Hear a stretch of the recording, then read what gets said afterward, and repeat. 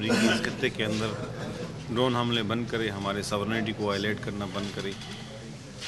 اسی مقصد کے لیے یہ نیٹو سپلائی روکنا اور یہ احتجاج، یہ مظاہرے اسی مقصد کے لیے ہو رہے ہیں.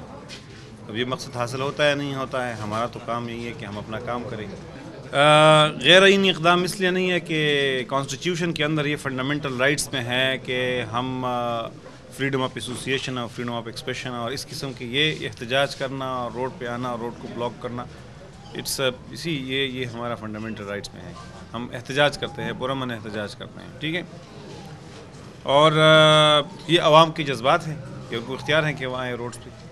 ہمیں کوئی اس قسم کی امداد نہیں ملی ہے جس کے ساتھ یہ شروط لکھے ہوں کہ آپ یہ امداد لے لیں اور اس کے بدلے آپ نیٹو سپلائی کو مت روکے. اس قسم کوئی کنڈیشنل امداد ہم نے نہیں لی ہے. یہ جو غریب ممالک کے اندر ڈیولپڈ کنٹریز پیسے دیتے ہیں، یہ ان کی انٹرنیشنل اوبلیگیشن اور کمٹمنٹ ہے. یہ یو این کے اندر انہوں نے دستخط کی ہوئی ہیں کہ وہ اپنے جی ڈی پی کا 1% جو ہے وہ غریب ممالک کے اوپر خرچ کریں گے. یہ کوئی خیرات میرات نہیں ہے. اگر کوئی بیرونی امداد ہمیں اس شرط پہ ملتی ہیں کہ آپ نیٹو سپلائی کے خلاف بات نہ کریں، ہم اس امداد کو قبول نہیں کریں گے. وہ کتنے وقت تک یہاں لڑ سکتے ہیں، کتنے وقت تک یہاں رہ سکتے ہیں، ان کے اندر کتنی صلاحیت اب باقی ہیں، ان کے انٹرسٹ کیا ہیں، یہ ڈیسیجن تو امریکہ کرے گی. ہماری تو یہی خواہش ہے، ہماری تو یہی، ہم سمجھتے ہیں کہ سارے مسائل کا حل ہی اسی میں ہے کہ امریکہ اس ریجن سے نکلے.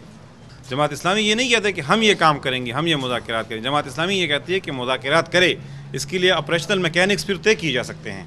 ہمارے 4 بنیادی لاز ہیں. ایک لوکل گورنمنٹ کا لا تھا، ایک رائٹ ٹو انفارمیشن لا جو پاس ہوا ہے، ایک رائٹ ٹو سروسز کا لا ہے جو اسمبلی میں آنا ہے، اور ایک احتساب کمیشن والا لا. یہ جب چاروں انیکٹ ہو جائیں گے، انفورس ہو جائیں گے، تو ہم سمجھتے ہیں کہ یہ گڈ گورننس کے طرف ہمارے پہلے سٹیپس ہوں گے، اور اس کے نتیجے میں پھر گڈ گورننس انشور ہوگی ان لاز کو، اس کی امپلیمنٹیشن کے نتیجے میں.